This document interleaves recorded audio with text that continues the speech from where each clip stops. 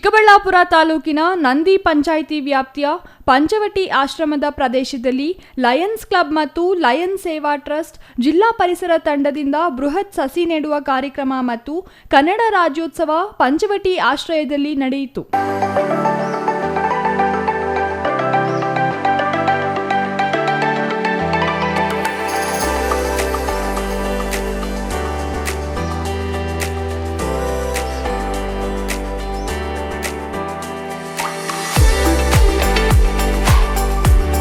ಕಾರ್ಯಕ್ರಮದಲ್ಲಿ ಪಂಚಗಿರಿ ದತ್ತಿ ಅಧ್ಯಕ್ಷ ಕೆವಿ ನವೀನ್ ಕಿರಣ್ ಭುವನೇಶ್ವರಿ ದೇವಿಗೆ ಪುಷ್ಪ ನಮನ ಸಲ್ಲಿಸಿ ಕನ್ನಡ ರಾಜ್ಯೋತ್ಸವಕ್ಕೆ ಚಾಲನೆ ನೀಡಿದರು.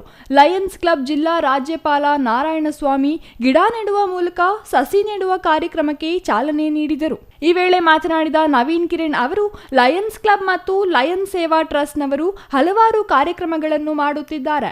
ಇಂದು ಪಂಚವಟಿ ಬಳಿ ಬೃಹತ್ ಗಿಡ ನೆಡುವ ಮತ್ತು ಕನ್ನಡ ರಾಜ್ಯೋತ್ಸವ ಕಾರ್ಯಕ್ರಮ ಆಯೋಜನೆ ಮಾಡಿರುವುದು ಬಹಳ ಸಂತೋಷ ತಂದಿದೆ. ಹೆಚ್ಚಾಗಿ ಹಣ್ಣಿನ ಗಿಡಗಳನ್ನು ಬೆಳೆಸಬೇಕು. ಜಗತ್ತಿನಲ್ಲಿ ಪ್ರಾಣಿ ಪಕ್ಷಿಗಳನ್ನು ಬೆಳೆಸಬೇಕಾದ್ರೆ ಗಿಡಗಳ ಅವಶ್ಯಕತೆ ಇದೆ. ಚಿಕ್ಕಬಳ್ಳಾಪುರ ಭಾಗದಲ್ಲಿ ಪಂಚ ಬೆಟ್ಟಗಳು ಹಾಗೂ ಪಂಚ ನದಿಗಳು ಉಗಮವಾಗುತ್ತವೆ. ಆದರೆ ಚಿಕ್ಕಬಳ್ಳಾಪುರ ಭಾಗದಲ್ಲಿ ನೀರಿನ ಅಭಾವ ಹೆಚ್ಚಾಗಿದೆ. ಪರಿಸರ ಕಾಳಜಿಯನ್ನು ಜನ ಬೆಳೆಸಿಕೊಳ್ಳಬೇಕು ಎಂದರು. ವಿಷ್ಣುಪ್ರಿಯ ಸಂಸ್ಥೆಯ ಎಲ್ಲ ವಿದ್ಯಾರ್ಥಿ ಬಂಧುಗಳ, ಅತಿ ಮುಖ್ಯವಾಗಿ ಮಾಧ್ಯಮದ ಎಲ್ಲ ನನ್ನ ಸ್ನೇಹಿತರು ಬಂಧುಗಳ, ಕನ್ನಡ ರಾಜ್ಯೋತ್ಸವ ಕಾರ್ಯಕ್ರಮ ಅನೇಕ ಕಡೆಗಳಲ್ಲಿ ಆಚರಣೆ ಮಾಡ್ತಾರೆ. ವಿಶೇಷವಾಗಿ ಕನ್ನಡಕ್ಕಾಗಿ ಅತ್ಯಂತ ಹೆಚ್ಚು ಸೇವೆಯನ್ನು ಕೊಟ್ಟಿರ್ತಕ್ಕಂತಹ ವ್ಯಕ್ತಿ ನಮ್ಮ ಬಿ.ವಿ. ಕೃಷ್ಣರವರು.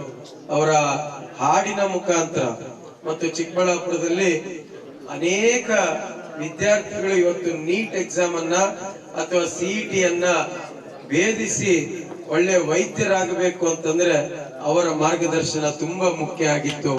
ಈಗಾಗಲೇ ಹಲವಾರು ಸಂಘ ಸಂಸ್ಥೆಗಳು ಮುಂದೆ ಬಂದು ಗಿಡಗಳನ್ನು ಬೆಳೆಸಲು ಮುಂದೆ ಬರುತ್ತಿದ್ದಾರೆ. ಇದು ಸಂತಸದ ವಿಚಾರವಾಗಿದೆ. ಮುಂದಿನ ಪೀಳಿಗೆಗೆ ಉತ್ತಮ ಗಾಳಿ ವಾತಾವರಣ ನೀಡಬೇಕಾದರೆ ಈಗಲಿಂದಲೇ ಗಿಡಗಳನ್ನು ಬೆಳೆಸಿದರೆ ಮುಂದಿನ ಪೀಳಿಗೆಗೆ ಉಸಿರಾಡಲು ಉಪಯೋಗವಾಗುತ್ತದೆ ಎಂದರು.